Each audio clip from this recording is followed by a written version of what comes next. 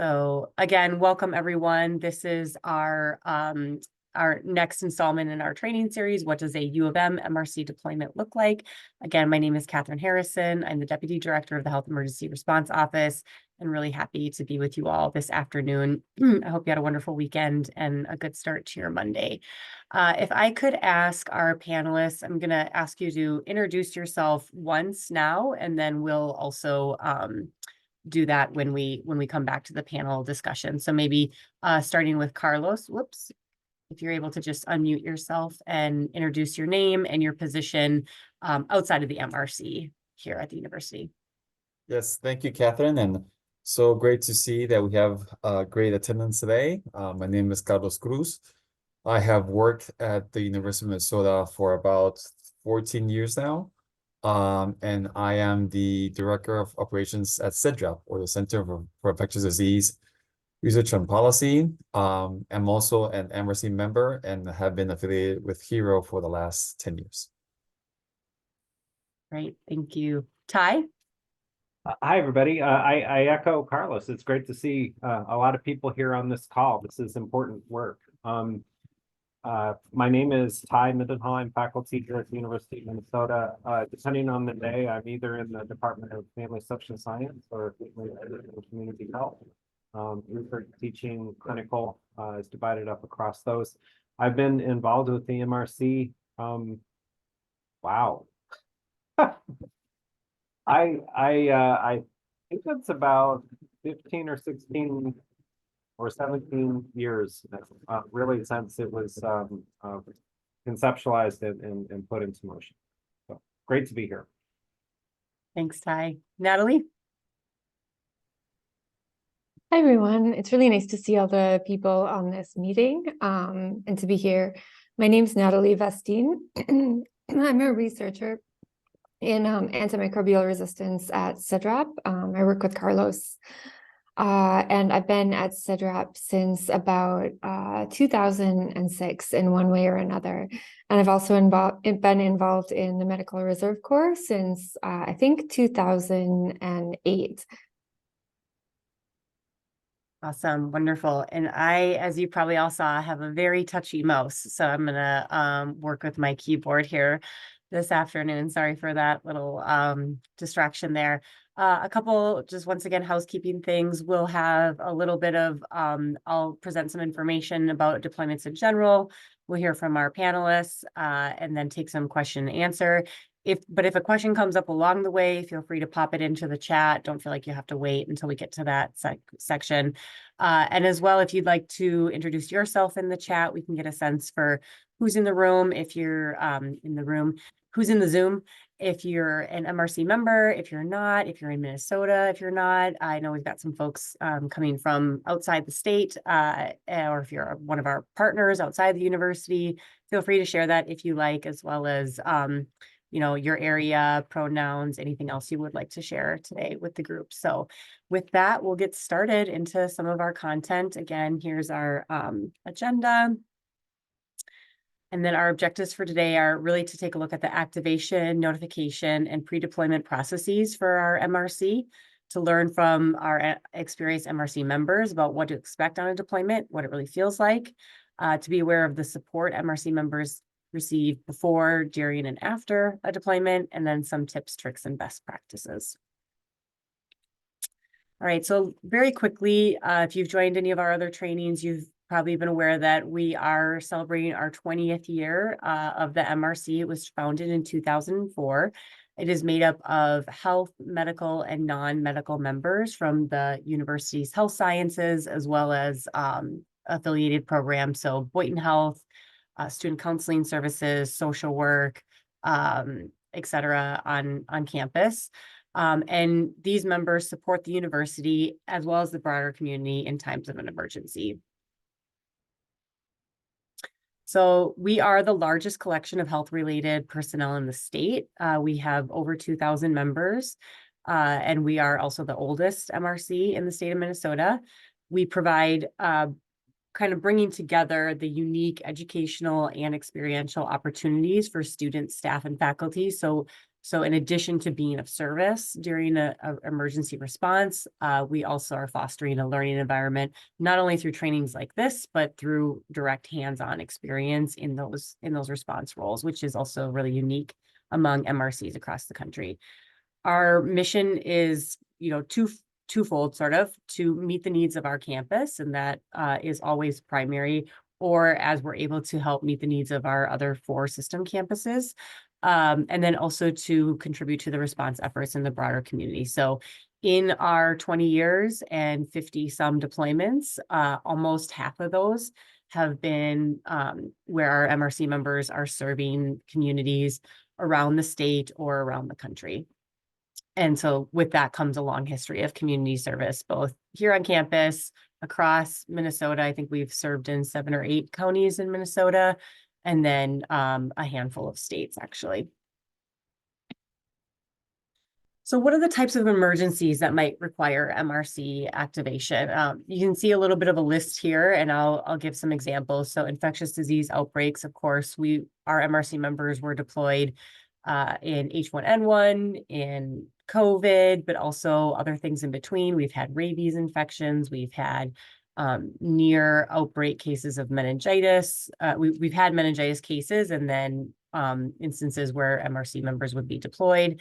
We've responded to chemical spills and natural disasters, bioterrorism, and we've practiced for nuclear radiological disasters as well. With natural disasters, those could be, weather. We've had our experience with hurricanes and floods, or the tornado that went through Minneapolis in 2011. And then other sort of man-made disasters or non-natural, such as the bridge collapse or civic unrest, and some of those responses. We've responded to all of those. In any response, we have both a physical and a mental health response. So whether we're doing medical countermeasure dispensing and handing out vaccines or medications or first aid, we're also always having disaster behavioral health or mental health response in all of our emergencies. I'm just gonna make sure I'm navigating both my screens here.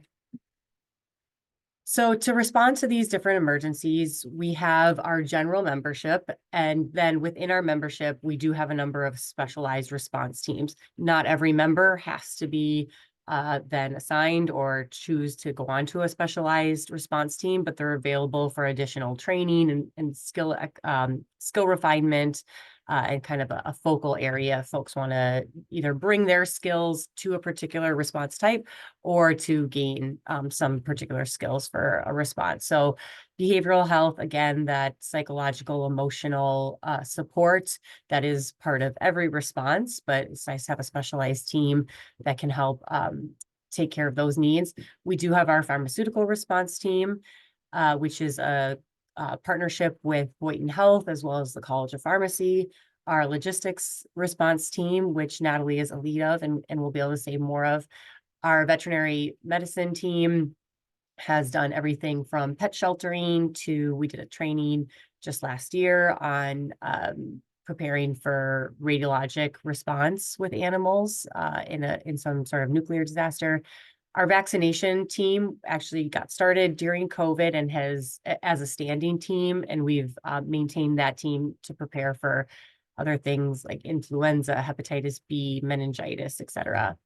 Our medical station team is a specialized team that can provide higher level medical support in a response. So more than first aid, but less than maybe emergency medical services and transport to a hospital, but can do health assessments, provide prescription medication, provide emergency medication, over-the-counter, wound care, all sorts of things. And then lastly, our witness support team is a specialized team that works in close collaboration with our law enforcement and public safety partners on campus, so that when there is any sort of event that involves an investigative or law enforcement component where people are going to be needing to give statements or recount events with public safety folks. We have teams there to support them through that experience, make sure they're comfortable, any needs they have, if they're waiting for a long time, that sort of thing, and then provide that really important behavioral health component for what are often very traumatic situations and stressful times. Okay, so what are some of the roles our MRC members might serve in these responses? So everything from disease investigation with humans to animal disease response and everything in between. In the COVID-19 pandemic, we had folks doing everything from grocery delivery to folks in isolation and quarantine, to providing technical assistance and subject matter expertise with the state health department, answering hotlines, patient triage, and just about everything in between. Our very first deployment was to provide phone bank hotline support to MDH during a particularly bad flu season in 2005. So that was actually our very first deployment. And then our second one was medical support down in Hurricane Katrina. So if you are not clinically trained, what kind of roles might you expect? So yes, absolutely, responses have to have a variety of specific skills for whatever is being called upon, as well as some softer skills or general skills. I often think that anyone who's ever had to plan a graduation party or a wedding or any sort of large event, put on a fundraiser for volunteers, anything like that is going to do really well on a response, because it's about bringing all the parts together. It's a little bit like an orchestra, and making sure everything's running smoothly. Some roles might be ushers, greeters, registration clerks, or logistics staff. In 2019, at the end of 2019, when the Drake Hotel burned down in Minneapolis, as that response carried on, there was what's called a MAC, a multi-agency assistance center. And our MRC members served as sort of almost like case managers, ushers, but not just line ushers, like going with individuals to each station where they were able to get assistance to rebuild after they had gone through that fire. So that's a type of a skill that doesn't require, or a role that doesn't require any particular clinical skill, but serves a really vital function. This is a list of some of the work locations where members might be working. So we have our points of dispensing. That's where we might be handing out, whether it's vaccinations or medications for some sort of medical countermeasure to a response. A offsite care facility that can help, be with something where we have medical surge that's overwhelming the hospitals and need to open up another site to provide medical care, assessment, triage, or at a hospital. I've heard Ty mention a few times of deploying directly to the hospital when the bridge collapsed. And he can share some of that. A campus assistance center, again, is going to be a site where we may open up a building on campus that's going to provide for a lot of the needs that students, staff, and faculty might have. Everything from general well-being to paperwork, reunification with families, that sort of thing. And then any other campus locations. So how do members get deployed? Usually a certain process is followed where we'll receive a request, whether internal or external, and our partners are aware of how to make those requests to us. We've got a couple of forms that we go through. And depending on the nature of the deployment, it is either authorized by our campus public health officer, which is Dr. Jacob Tolar, as the Vice President for Academic Clinical Affairs on campus, or our Deputy Campus Public Health Officer, who's our Director, Jill DeBoer, can authorize a deployment if it is within campus and of a well-known, kind of predictable type of deployment that we've had before. Anything off campus or very unusual, or that could be prolonged, is going to need specific authorization from Dr. Tolar. The authorization is really important because it allows for the legal and liability coverage for members so that while you are deployed as an MRC member volunteer, you are covered under the MRC's liability insurance. We always do, though, take into consideration a variety of factors and then make a recommendation to either Jill or Jill to Dr. Tolar on whether we think this is a good fit and if we're able to meet the needs of the request. So in terms of permission for individuals to deploy, yes, absolutely. Supervisors, department heads, professors need to provide permission to staff, or in some cases, students, if there's going to be a situation where you'll be missing classes. And that's really because we want to make sure that all the other ongoing responsibilities that happen here at the university are covered, whether that's teaching, clinical rotations, important research work, or your coursework as students.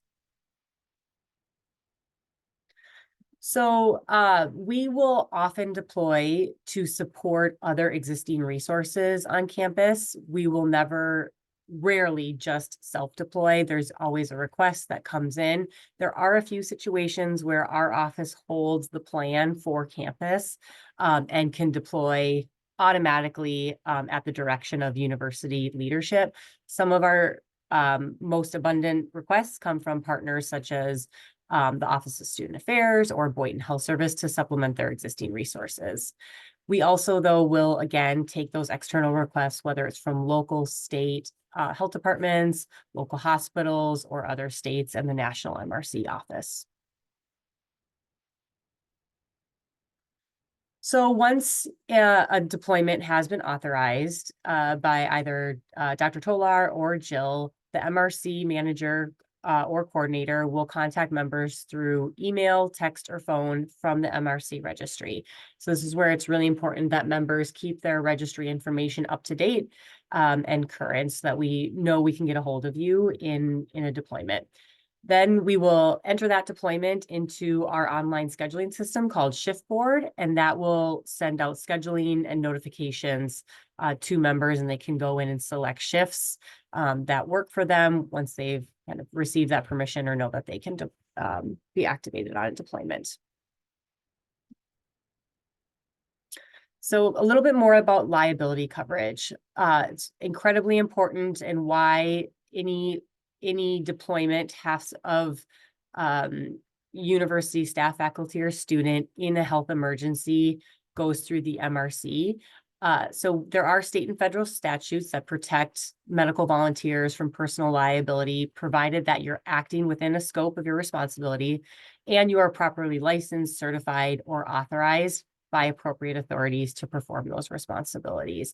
And in part, that's the story of how the MRC started, not just from a liability standpoint, but that pre-identification, licensure, certification, and authorization to perform in those emergency situations really is what the national program provides that infrastructure and framework for each of the individual chapters, which we are one of, including the 4th in the country.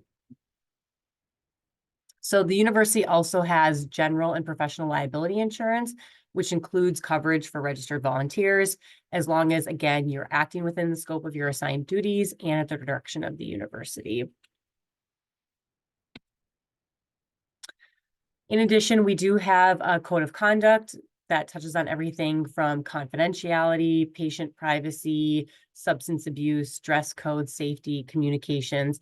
Again, when we're not only responding on behalf of and for the university, but in those roles, we are university ambassadors, spokespersons, whether we're responding on campus or to a community outside, we are doing that as ambassadors of the university. So how will you be supported by our team? If any of you are longtime members, you may recognize Kathy and Joan in this photo, and then Jill on the far my left of the screen, our director. Our hero team is here to support you, and you'll hear from that with the panelists today too, with just-in-time training, responder health and safety, that can be event specific. So if we're working in a weather situation, looking out for physical hazards, but also for your mental and emotional well-being when you're responding. We are available 24/7 for any other needs that come up. If we're not there on the deployment with you, we're just a phone call away. And then, of course, always debriefing and supporting either during or right after a deployment in your shift. All right, I'm going to take a quick peek at our chat with my very happy mouse here. Let's see, got some folks from Illinois, Anoka County. Awesome.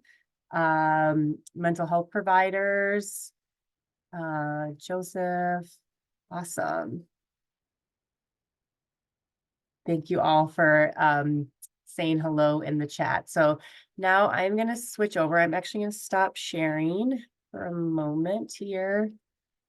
And again, pardon me while I navigate all these screens. So Carlos, Ty, and Natalie will maybe begin with a little bit of open sharing that will give folks a chance to put some questions in the chat as well. But if I could have either one of you kick off of, what are some expectations that you think folks should have? I just did a little bit of like what to expect on a deployment. What are some things that maybe weren't covered in that you would say folks should be prepared for or should expect when they deploy with the MRC? And maybe can I ask Natalie, do you mind starting us off? Sure. So I think the big thing for me and the thing that I'm kind of always trying to get across is that the language around deployment and the language around the Medical Reserve Corps can be a little intimidating. And so it can be really hard to sign up for your first deployment. It can be hard to kind of put yourself in that position. I know before I had signed up for my first deployment, I was really scared that like, okay, if I go to this situation with no clinical training, am I in danger of harming somebody in this very serious event? And one of the things that I found with every single deployment and every training is that I've been supported from the time that I register to the time that I leave. So at no point in time did I feel like I was in danger of being harmed or anyone was in danger of harm, or I was in danger of harming someone else. So whether that meant getting to a space and being told exactly what my role is, being trained in it, being guided through it, having someone to kind of ask about questions that come up, because everyone kind of deviates from expectations in some way. If you're doing a vaccine clinic or something where you're kind of dealing with a lot of prerequisites or a lot of questions to people who are showing up. So just kind of always having support when I'm performing my role. I think that's the biggest thing for me. It's a kind of like reiterate over and over is that there's always a ton of support and you are never in danger of being harmed yourself or of harming somebody else. Thank you. Ty, maybe I can put that question to you as well, since you have been on so many deployments and you've been with us for so many years. Anything you would add to that? When you were given the history, I'm like, wow, it was longer than I thought. Yeah. I think, I would echo what Natalie has already said, and then I guess off the top of my head, and certainly we can continue our conversation. There's two other things that I would just throw in right away. One is that our deployments are whether they're large or they're small or they're on campus or off campus, we always work to have even numbers. You never want to go to Valley Fair or Disneyland with 3 people or 5 people because somebody's always sitting on the roller coaster by themselves, right? And I think that the support that we do by always having people in teams of 2s, and then to the extent that we can, which is almost always, have somebody that's been doing it for a while paired with somebody that is new. So there's more just kind of, there's formal and then informal kind of support along the way, especially for our folks that, you know, this is their first deployment and they don't know what to expect, etc. Logistics, you know, checking, you know, the boxes, dotting the i's, crossing the t's, of course, but then also just supporting, checking in, you know, reactions, self of the provider, taking care of your own needs and stress along the way. And it's worked really well over the years. I think we figured out how to do it. I think pretty consistently and pretty effectively. The second thing I would say is that it's never convenient to be deployed. You know, we're all busy already, and then we add this, and then, you know, it's like, so, oh my goodness, how am I going to fit this in? And I think that is also, it's also a reason why some people don't sign up, you know, because they just don't think that they could fit this in. And there's a variety of things that we've figured out over the years on how to make it work. In terms of cross coverage with colleagues in a variety of different places, you know, planning ahead of time. You know, we always say it's better to prepare than it is to repair in terms of what your time and how you divide that up looks like. And also, maybe I'm projecting here, but sometimes people worry like, oh, geez, if I say no to an invitation to deploy, are they not going to like me anymore? They're not going to invite me again, you know, etc. And really kind of easing that anxiety because, you know, nothing personal, but we'll just keep going until we find people that can deploy, and we're not going to have any grudges. Oh, you know, they didn't deploy last time, and, you know, we'll do it again next time there's a deployment opportunity. And so there's a lot of conversations that go on like that I think make it not as intimidating or as uncomfortable as folks might worry about before they actually do the work. Yeah, that's great. And I would a little bit more on expectations, and I think either Carlos or Natalie, because you've both been really involved in logistics, maybe you could say a little bit about what folks can expect, like how will they know what their role is, what is, you know, who do they report to, what are the expectations, do they get a break, comment some of those literally logistical kind of staffing things that you can share and what that's been like when you've been on a deployment. I don't know, Carlos, do you want to add, start us out on that one? Yeah, that'd be great. Thanks, Catherine. And before I kind of go into that, I would just kind of echo what Ty was just kind of mentioning. I think it's important to have a strong roster of people, volunteers, because as you said, Ty, all our deployments are really optional in a way. We'd love to have you, but if your schedule doesn't allow, we don't take it personally, as Ty said. And so we usually have a number of different shifts, so there's different times, usually depending on the event. Then we might have like an 8-hour window, so you can choose 2 hours here or 2 hours there. So we really try to work with people's schedule, knowing that not everyone will be always able to make it. So again, if people are able to serve and be part of this group, just know that going through the experience is extremely rewarding, kind of nice sense of accomplishment. And just serving people and being part of a group who's putting this out there, at least for me, brings a lot of joy. Now to your question about what the process itself might be, we try to have it be as organized as possible for people coming in so that they're not confused, there's not a lot of miscommunication. So there's usually, we'll start with a checking process where people sign in.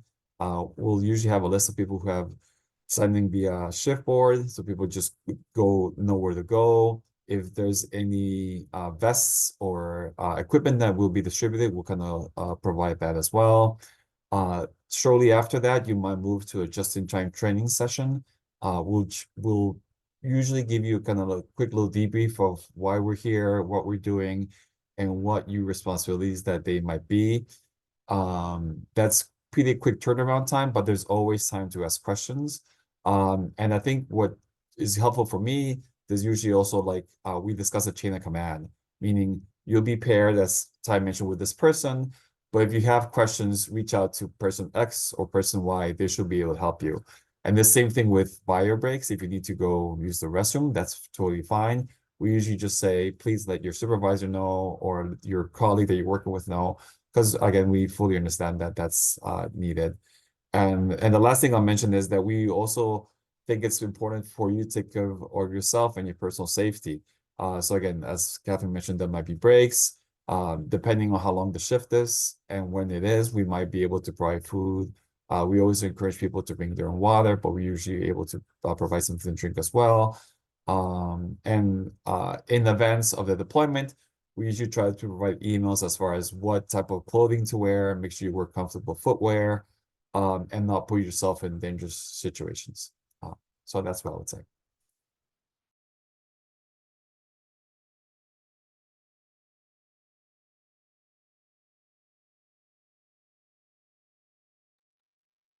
Catherine, you're muted.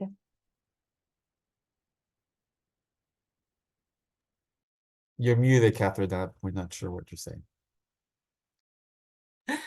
Thank you. I was just gonna say, maybe if you have any tips or tricks that you say like, oh, the next time I deploy, I'm gonna make sure I have this with me, right? I would have done that differently that time. Anything like that that you would add on based on your experiences? And thank you, Carlos. I would jump in. I mean, one of the things, and this was way back from when we did the Hurricane Katrina and Rita deployment, is that you know, and I'm not going to get all the details right. Maybe this is a really general way of describing the experience, but I think that for family medicine and community health, for example, they had a lot of people participate all at the same time, and it stressed out the department back home trying to cover its bases because there were a lot of people that weren't there. And again, I you know, that's a big department with a lot of different residences and et cetera. So, but long story short, one of the things that came out of that wisdom was in your respective home bases, the department of this or the department of that, you know, wherever you are connected to the university, find some colleagues that are also involved in this work or interested, and then figure out among each other how to cover bases for each other. So, for example, I have colleagues that we understand that we will not deploy at the same time. And that's because when I go, or vice versa, you know, we'll cover a noon conference that one of us is supposed to give, or a class, you know, because we have enough expertise across topics that, you know, on a moment's notice, we're comfortable jumping in and doing that, you know, for patients or different clinical emergencies, et cetera. You know, with students, graduate students that are involved in the work, you know, before there's a deployment, there's this urgency. Talk to your professors or to the boss for your research assistantship or your teaching assistantship. Say, I'm involved. It's your call. If you say no, I won't go. But I want you to know now that I'm involved in this group, and if or as I go, you know, can we talk about different ways to not have that be disruptive back home? And all of those things get figured out. And I think you know, that's why again, it's better to prepare than it is to repair. Having those conversations, I think, also just increases really kind of that departmental or collegial investment in the work, that we have each other's back, and we're going to make it work when and as a deployment pops up tomorrow or 6 months from now, because ultimately we have no idea when it will, but we're ready to roll when it does.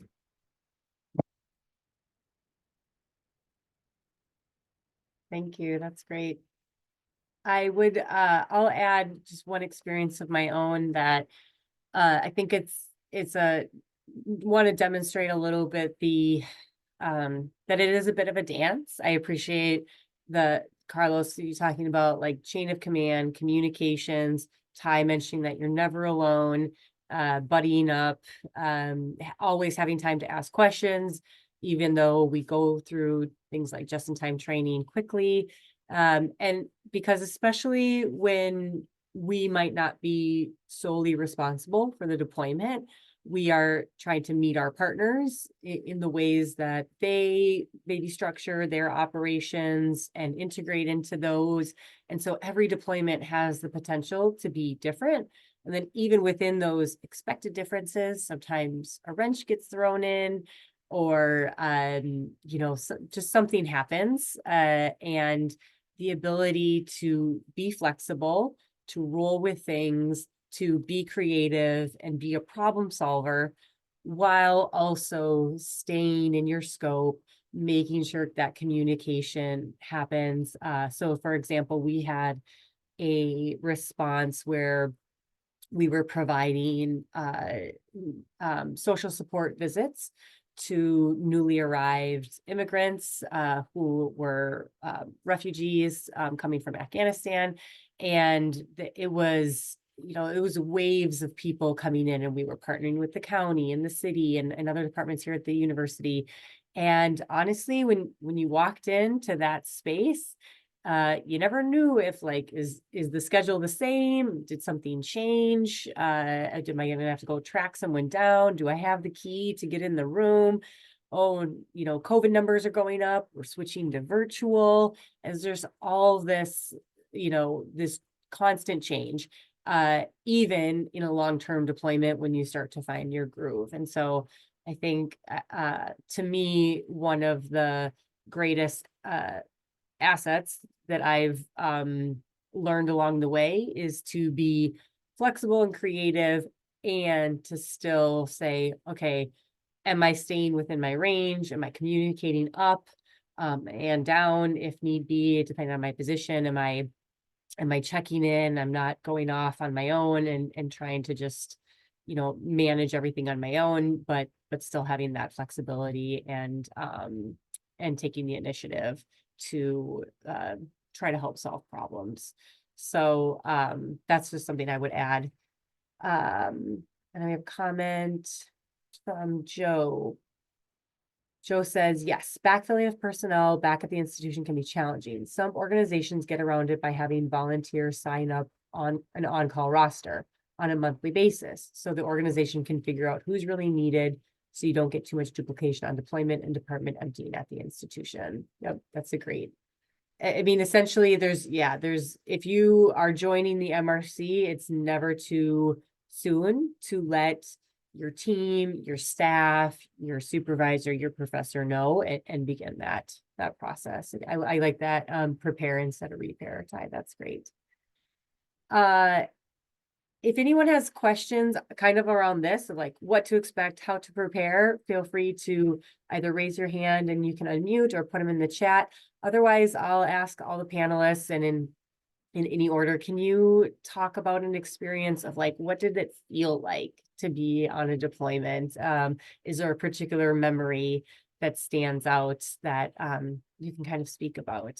And anyone can go first. I won't put anyone on the spot. Well, I can start. One of the most recent ones was the COVID-19 vaccination that we did here at TCF Bank / Huntington Bank. And that to me was extremely rewarding experience, because we were deployed. We had a number of volunteers out there, from ushers to people doing the actual vaccination, different groups doing different work. But to me, what was really rewarding is people were so thankful that we were able to provide the service to the public. They were just kind of thanking us during signing, after during the process of getting the vaccine, afterwards. And you could just see how much of appreciation they have for the service that we're providing. But on top of that, there were a few people who were understandably kind of scared about getting the vaccine. And so we have folks who were open to then taking that person over to a more, because the vaccination was in an open area, but there were a few folks who were averse to vaccine process or needles or so forth, or kind of scared doing that in the open. But we were able to kind of eventually come up with a process that if the person requested it, there was a specific room they could go to get their vaccine. And if they wanted somebody like us, a third person, to just kind of be there in case anything were to happen, we were able to arrange all of that.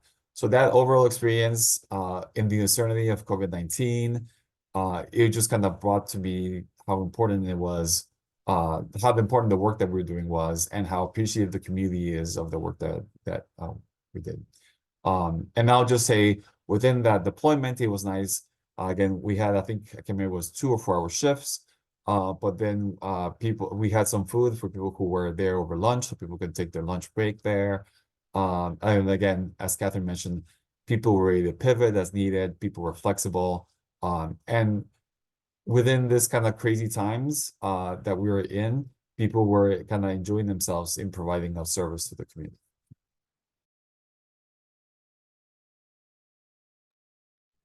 I can build on that. One thing that those of us that are in mental health, for example, are probably really familiar with is really how graduate programs oftentimes will disciple you to your field. You know, that psychology is better than social work because of this, or social work is better than marriage and family therapy because of that, and family therapy is better, you know, because of this. And you know, it's easy to kind of drink that Kool-Aid, and then you graduate and, you know, you're told to collaborate across disciplines, and it can be hard because you haven't had a whole lot of opportunities to do that. And of course, your degree is in a particular place. And I think that, you know, really kind of in a parallel way to a lot of the ways that integrated and collaborative care has been going over the last maybe 10 or, well, 10 years especially, is in our trauma teams, not just with us here locally, but nationally, is that our sibling disciplines, as we call them, are working together a lot more than they do in their day jobs. You know, that psychology, family therapy, social work, certainly chaplaincy, and then all the different versions of that. You know, because there's a lot of specialties within those. You know, we're paired up in those 2x2s. We're working in these teams, and the post-deployment conversations of, wow, my psychology folks really had a lot to offer. That was kind of cool. Or, wow, the family therapist really had something that I never learned about in school. And that was pretty neat to see, or to become more familiar with. Everybody wins. And I think that a lot of people back in their day jobs certainly benefit from it, but then also just the spirit of collaboration and the ways that we can work together across a variety of contexts is improved. And I saw that front and center first with Katrina and Rita, and I've seen it over and over and over again. Just especially as an educator, and your graduate students don't get exposed to their sibling disciplines very much. They do here in this work, and then certainly the folks that are postgraduate, I think really love to get involved in that, oftentimes in ways that they haven't been able to before.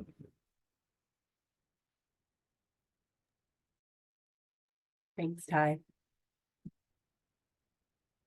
Yeah, I will just kind of add to what Carlos was saying, because the COVID-19 vaccine clinics deployment is probably the sharpest and the most emotional experience I've had in the Medical Reserve Corps.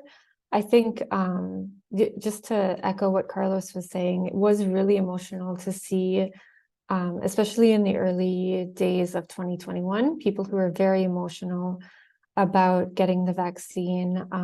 A lot of elders, a lot of people who were frontline workers and who didn't necessarily have the opportunity to kind of stay at home and protect themselves in ways that other people could. And so being in that giant stadium full of people kind of trickling in to get their vaccines, and being so grateful that they'd got their little their number where they could sign up to get a vaccine. And then to people from all walks of life with all different feelings about the vaccine clinic, and about, you know, maybe being out in a group of people for the first time in over a year, just made for a really profound experience. And I have such visceral memories of standing by the escalator and seeing people come back from getting their vaccines and saying thank you, or putting their hands over their heart, and watching all these people just kind of trickle down the escalator with what was maybe a significantly greater chance to live. It was just a very emotional experience. And I think I would kind of tack on to what Carlos was saying about expectations when you arrive, because in every deployment that I've been a part of, and especially with the COVID-19 vaccine clinics, where it was ongoing and there wasn't necessarily the need for a train the trainer session at every one of those clinics. What was really great is that you got there, you got your role, and then you went to your station, and there was a little bit of overlap, like 5 or 10 minutes, where the person who had been working for the previous shift was able to kind of train you in on some of the things that you would be doing, but also talk to you about what they'd been seeing for the past 4 hours, and kind of give you the lay of the land. And so that was really helpful in terms of knowing what you were going to be doing and feeling supported in that, but also I think helped you not have to solve the same problems that one person had run into that morning. You kind of knew what you were going to be seeing and some of the situations that person had seen. Yeah, so that was, I honestly could talk like all day about the experience of the COVID-19 vaccine clinics, because it was really, I mean, Carlos and I had been working with COVID-19 information, since December 2019, and then to be in a space that was perhaps a little less ephemeral, where we were seeing the effects on all of these different human beings, was just really incredible. Thanks, Natalie. I'll share a little bit, well, 2 things. One is just at the end of any deployment. So my background is as a nurse, but I spent only a short time doing inpatient hospital nursing for a safety net hospital in Denver. And those were 12-hour shifts. And I loved every minute of how much hard physical work it was. And I would just come home at the end of every day really exhausted and feeling like that 12 hours had just flown by. And my patients were amazing, vibrant, colorful individuals, and who had a lot of really big challenges. And this was all pre-ACA, so we actually dealt with a lot of chronic. Anyways, it was a hard work. And I would come home feeling exhausted and like I had made a difference. And I remember, we're Natalie and Carlos, you're dealing with information on COVID. We're all like, I sit at this desk, I try to get up and walk as much as I can, but I work my off when I'm on a deployment, and it feels so good. And that's kind of the feeling I come back with. And even if I'm standing as an usher and not like physically running around or running paperwork around, just all that energy, all that adrenaline, you really feel it at the end of the day. And that's kind of like the very visceral feeling that sticks with me, in addition to the memories. And the other one that I would just, as you both are talking about the COVID clinics, is thinking about the so many roles. You mentioned the numbers and folks getting their number to be able to come and get a vaccine, and the work that we were doing behind the scenes to figure out who those people were. I don't think a lot of folks know the university could not get its hands on vaccine for a really long time, just because of how the priorities were set up, where we exist in, like, we're not a public health system.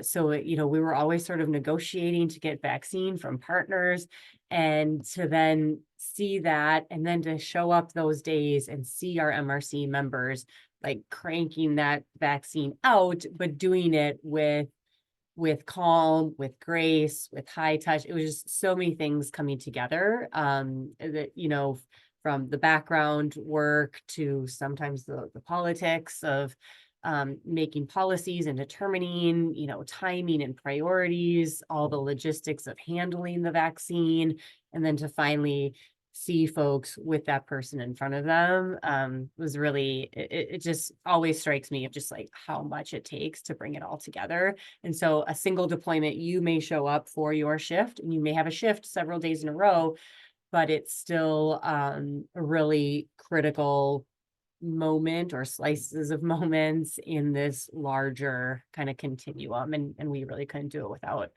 without those roles. So I'm wondering, I know we since we don't have Courtney and she was going to share some experiences, or we have her, but she's resting. Anyone who has either deployed with our MRC want to share an experience and a memory, or if you've deployed with another MRC? I know we've got some state people. If anyone would like to unmute and share an experience they've had.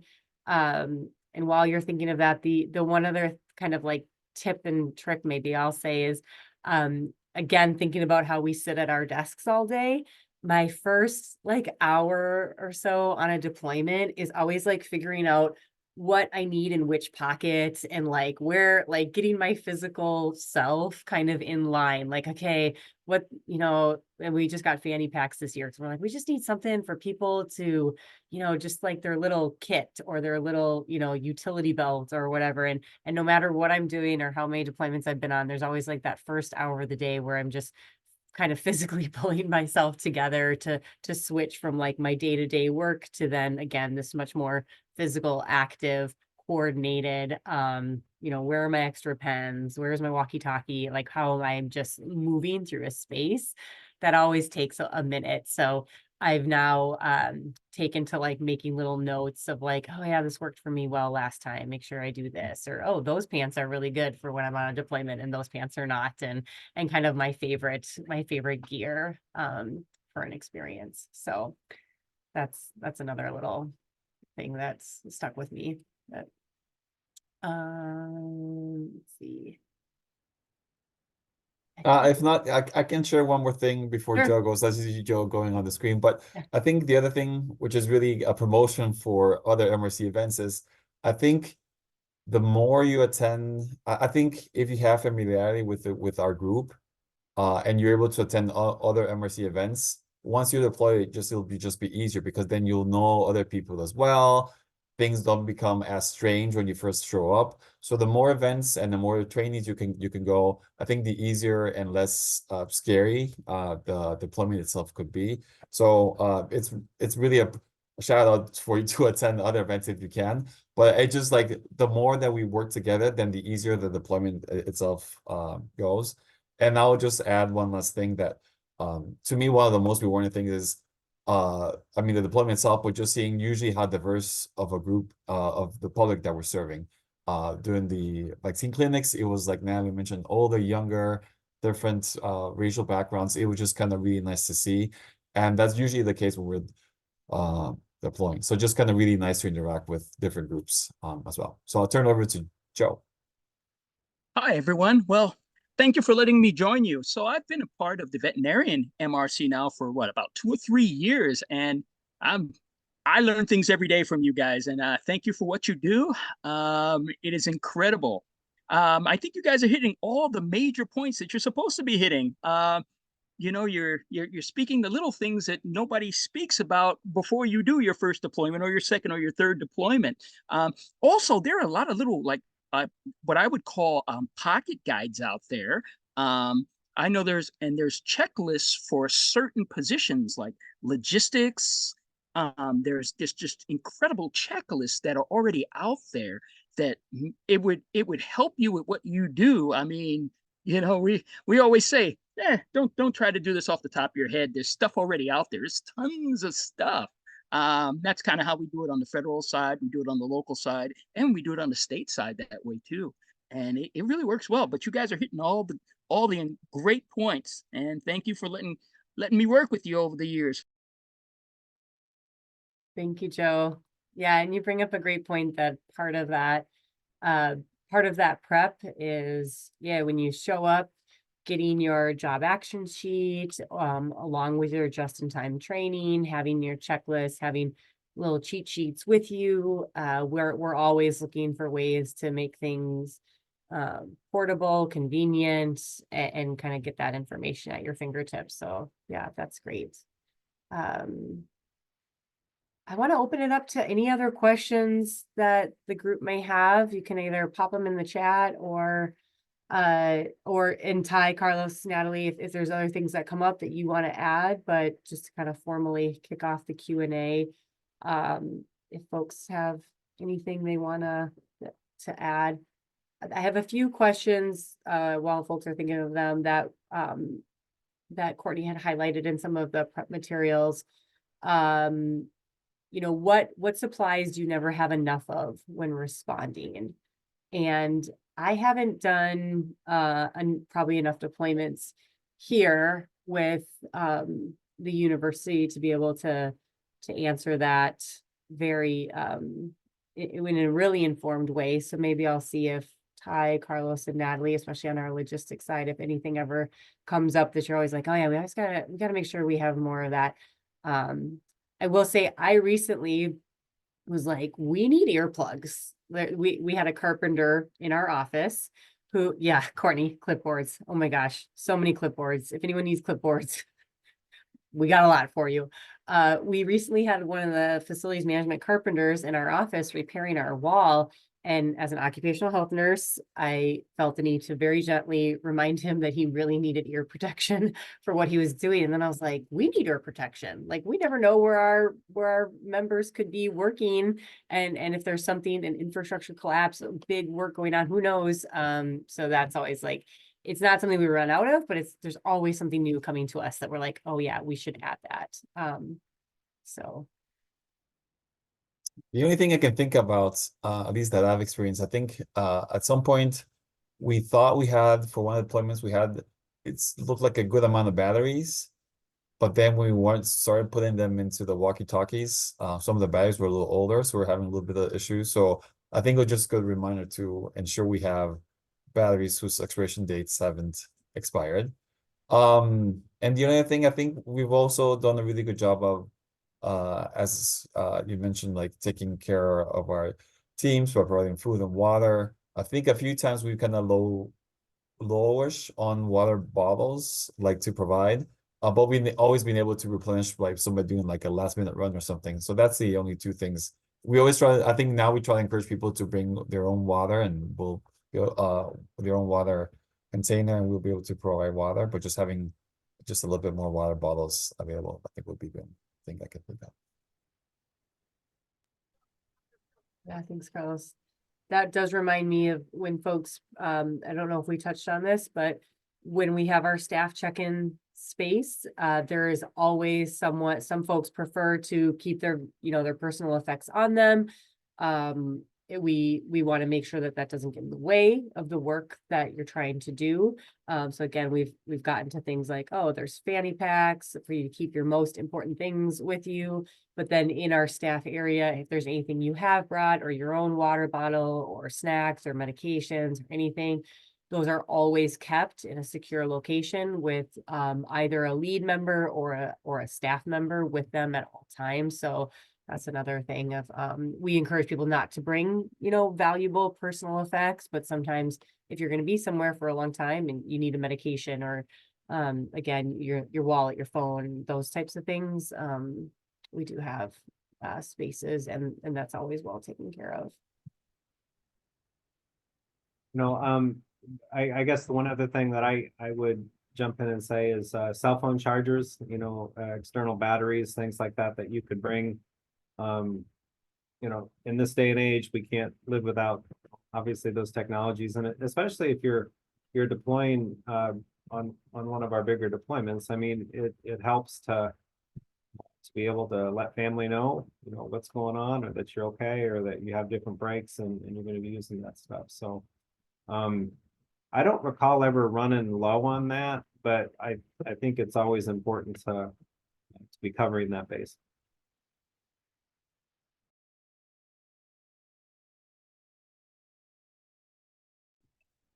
Hey, Catherine, it's Courtney. Sorry. Can you maybe just talk a little bit about what we have, what kind of supplies that we have? Sure.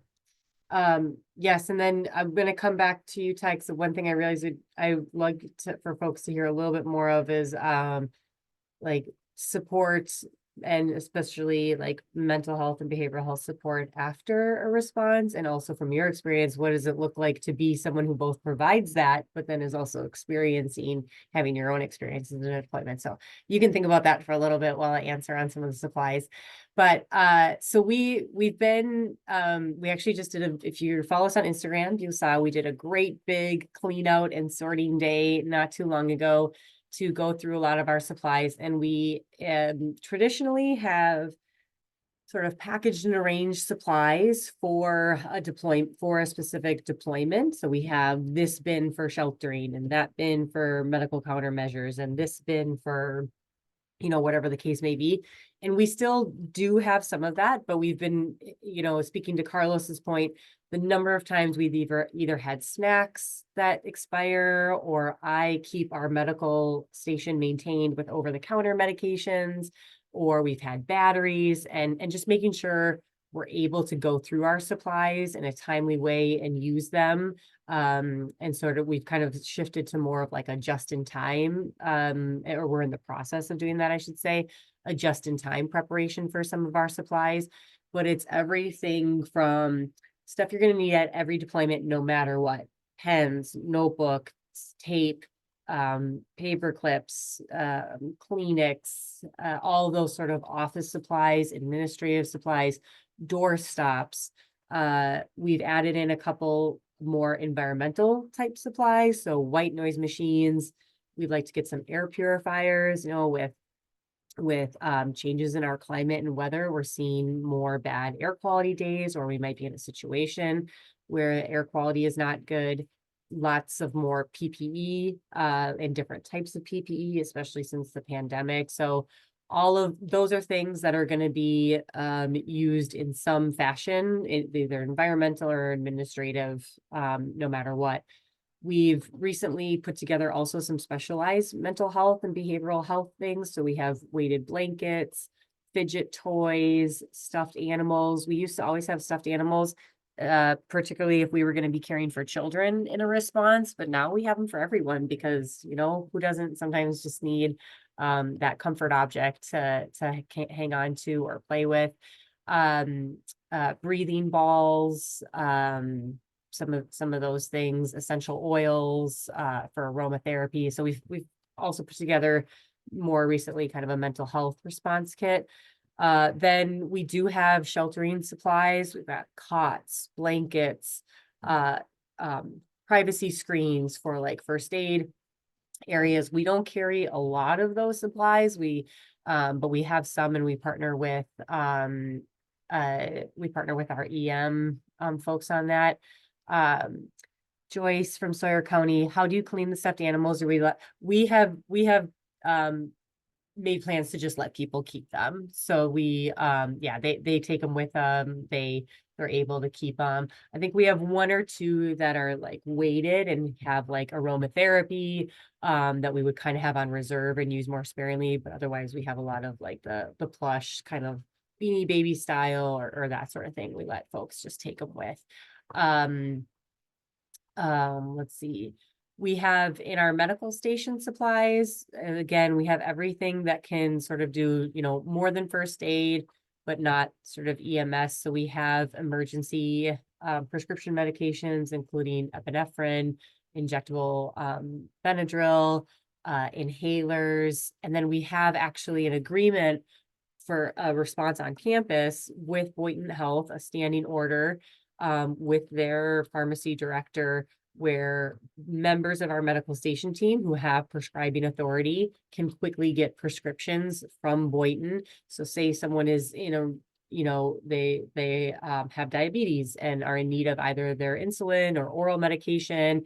They don't have it, it fell, they're, weren't expecting to be caught in this situation when they stepped outside, or whatever the case may be, we can get that for them emergently, or a heart medication or anything like that, whatever the case may be. So we keep a lot of those medications with our medical station kit. We keep wound care supplies. We keep a full range of assessment supplies, everything, blood pressure, oximeter, reflex tools, stethoscope, otoscopes, all of that, to be able to do a full clinical assessment on folks.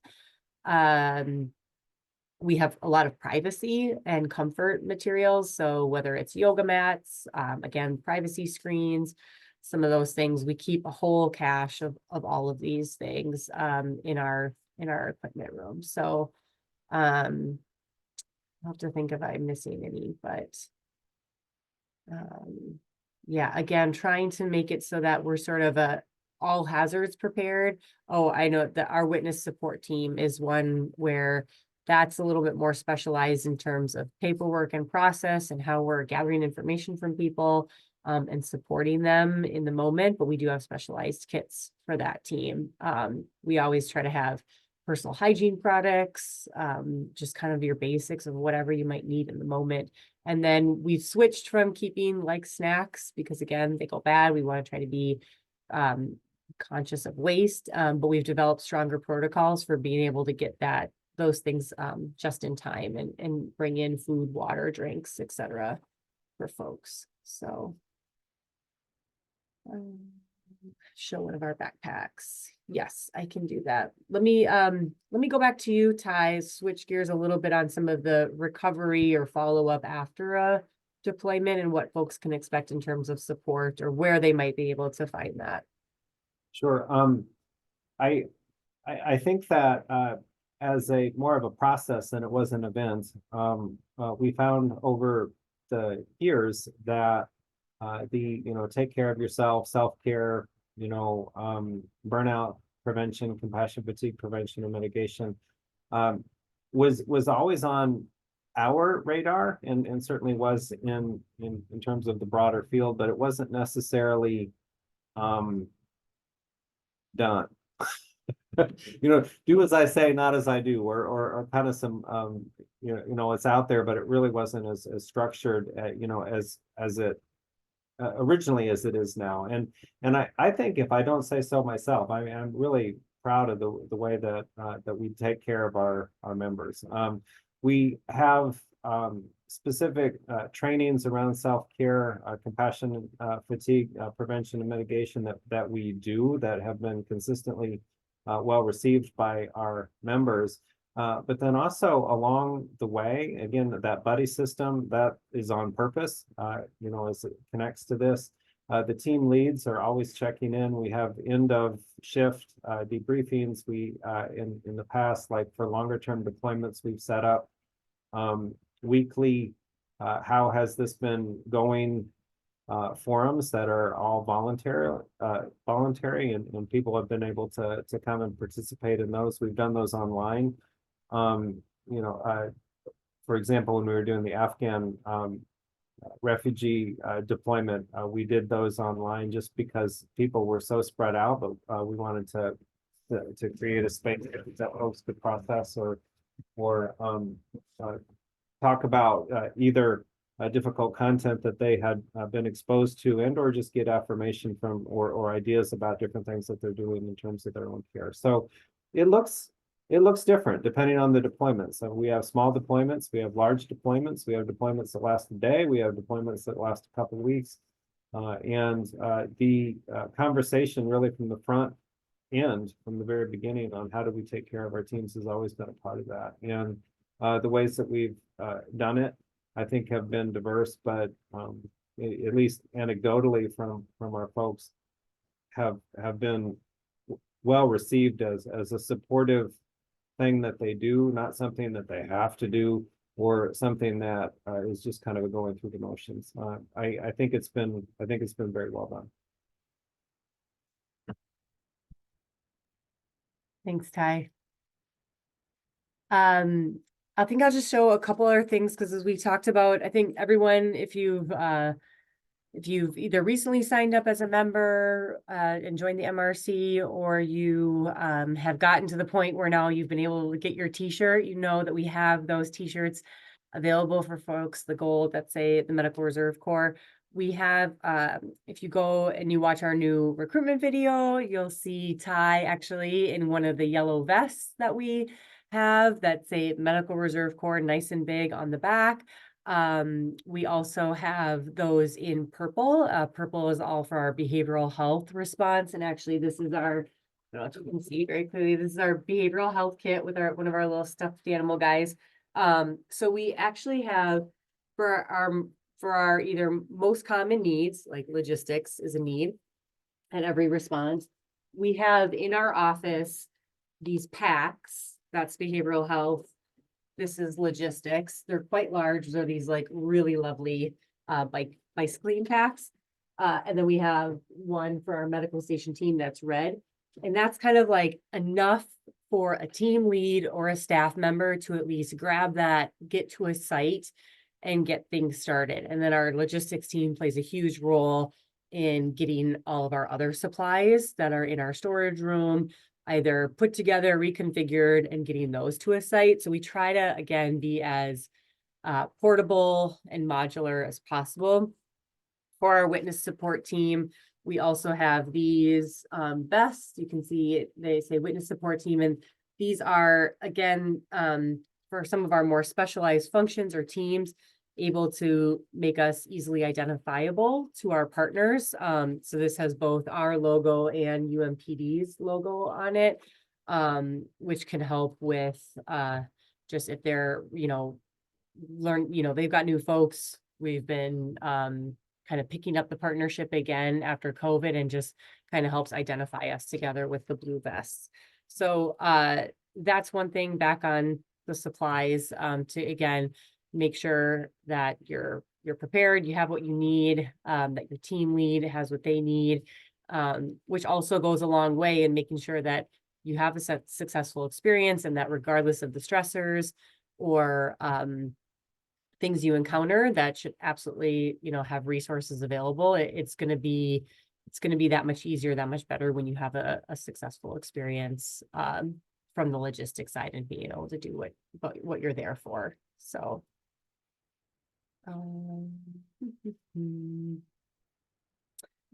the main MRC office, very good question, is located here in the palatial Mayo Memorial Building. I'm just kidding. I love this building.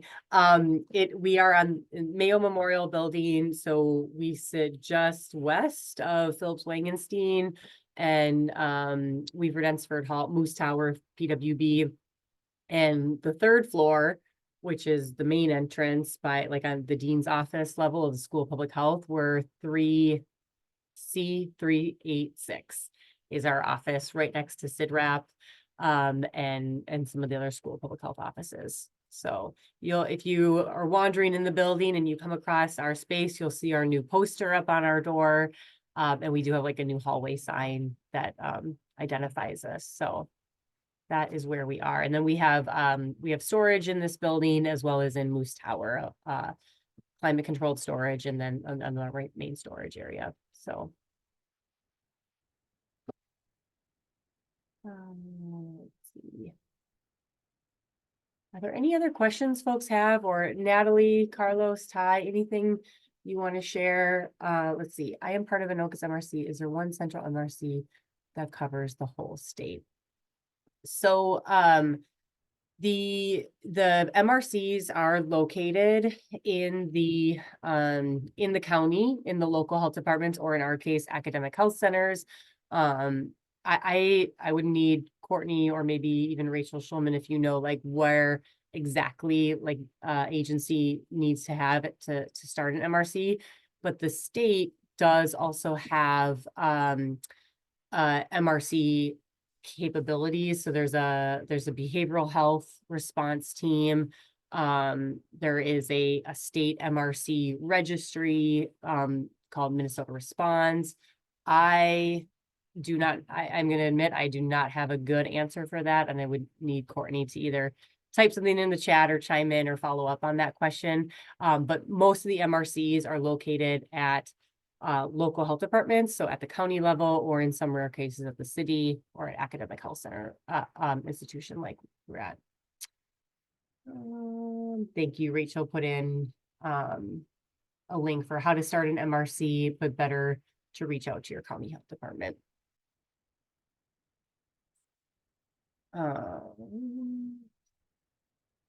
Yep, 20 MRC units in Minnesota, and I think so every year NACCHO, the National Association of State and County Health Officials, puts out a national MRC report, and they kind of review the numbers. I think in the last report, there were 700 units.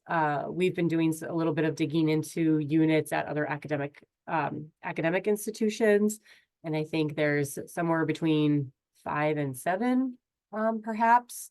And this is just currently. So historically, there have been more or less. At one point, there were 900 units across the country, and they kind of ebb and flow.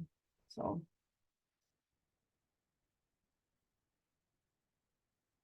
Does anyone have any other questions or comments, things we want to share? Panelists, I appreciate your time and interest. Do MRCs share forms, processes, so each is not reinventing the wheel? Are there group forums for different groups? Excellent question. I'm going to speak on behalf of our metro area. So the country is divided into different regions, and then within states, even have different response regions across the state. And so here the university is part of the metro region of public health emergency preparedness. So public health emergency preparedness, which is located at the local health departments. Not everyone has an MRC, but for those who do, there is an MRC work group that actually Courtney chairs along with representatives from the state. And that group comes together expressly for the purposes of collaboration. Whether or not we can share forms or do share forms sometimes is a matter of the individual policies and culture at our institutions. But oftentimes we're sharing, at least examples, and then cribbing off those, putting our logos on, making it, how we want it to be. In terms of standardized forms, we use, there's a lot in the National Incident Management System, NIMS, with Incident Command, there are standardized forms for, say, putting together an action plan for a response, or psychological first aid again. And Joseph mentioned like the types of flip books. Like there is a lot out there, and but it's still up to each individual unit how much they want to adopt of what's out there, and how much versus how much they want to make up, from their own. There are implications when it comes to standardized response forms and processes and procedures.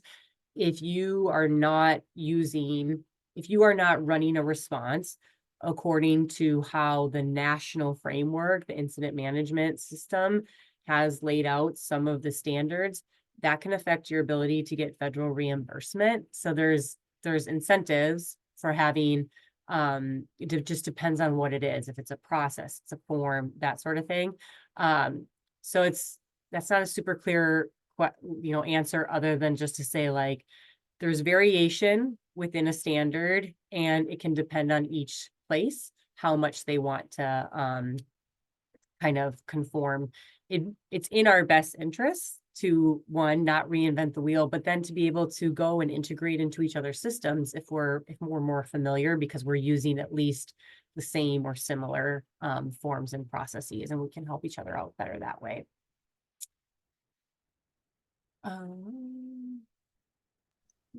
Hey, Catherine, it's Courtney. Yes. Maybe Una could share a little bit about the project that she's working on to create standardized training for the state. That would be great. Una, are you on? I'm just going through the chat too. Go ahead and unmute if you're on and can speak to that, because that's timely for this topic. Hi all. Yeah, I don't want to take up too much time, but so I'm Una Bell. I'm the project specialist for the U of M MRC. And thank you for Catherine for stepping in. It would have been, I didn't want to step in and do this, so thank you. Yeah, so I have come on just since last fall, and I'm really excited. And my primary kind of like goal over the next couple of years is to evaluate and like kind of like rehab or like recreate and then create new trainings that will be for available for all MRCs in the state of Minnesota. So this is a like particular project that I've been funded to do. And part of that will be to help gathering information from MRCs around the state, getting a sense of what is needed, what's not there, so that we can make sure that it's there, and that we're establishing kind of like a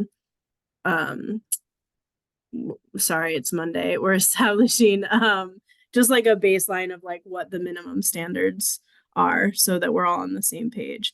So this is very like training oriented for MRCs. It doesn't necessarily have to do with like other aspects of how different MRCs across the state relate to each other, but it will provide like a minimum standard and then what other options are available. Does that, anything else I should add? I'm excited. I love training and MRC. And I'm just gonna put, before we start losing folks, I'll put our MRC YouTube channel into the chat, just so folks have that handy. That's where we'll be posting this recording. Because it's a newer channel, not always very easy to find. And you can go on right now and see our promo videos, including the vest. And then we actually also have on there a burnout and compassion fatigue training that we did in October. I think, Ty, that was the one you did. Yes, that was great. We got a lot of really awesome feedback on that training. So go and check that out and see some of our other promo videos. And then this discussion will be there as well. Just going back through the chat here. Otherwise, I think we can wrap. I just want to thank Natalie, Ty, Carlos, again, Courtney, you too. I'm grateful, and like, go to bed, get some good rest, feel better, and we'll keep it open for a few more moments if people want to hop in with any questions you have. And otherwise, hope you enjoy the sunny day today, and we appreciate you being here.